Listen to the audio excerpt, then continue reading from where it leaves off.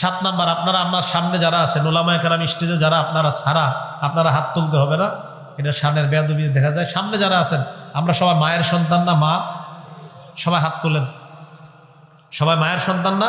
আমি এখন একটা হাদিস বলবো, বলার পর হাত নামাবেন, হাত তুলে রাখেন। হাদিস নাম্বার ইবনে মাজাহ 2274 নাম্বার হাদিস, এটাও আবু হুরায়রা রাদিয়াল্লাহু তাআলা আনহুর বর্ণনা। ক্বালা রাসূলুল্লাহ সাল্লাল্লাহু আলাইহি ওয়াসাল্লাম, আল্লাহর নবী বলেন, আর রিবা সাবউনা হুবা, সুদের 70টা শাখা। জোরে বলেন, সুদের শাখা কয়টা? নবী বলেন, আইসারুহা আইয়ান কিহার রাজুল উম্মা, সবচাইতে ছোট শাখা হলো আপন মায়ের সাথে জিনা করা।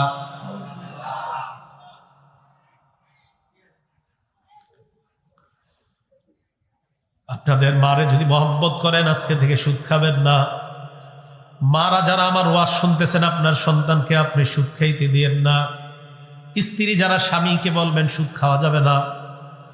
একবার ভাবেন, আপনারা সবাই হাত তুললেন, মায়ের সন্তান কিভাবে আপনার দ্বারা এই অপরাধ হয়, যে অপরাধের কারণে মায়ের সাথে জিনা করা হয়।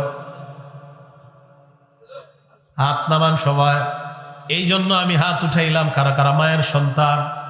মোহাব্বতের সাথে বলি, যদি সবাই মায়ের সন্তান হই, আজকে থেকে আর সুদের কারবার করা যাবে না। রাজি আছি ইনশাআল্লাহ? সুদ খাওয়া যাবে না। 7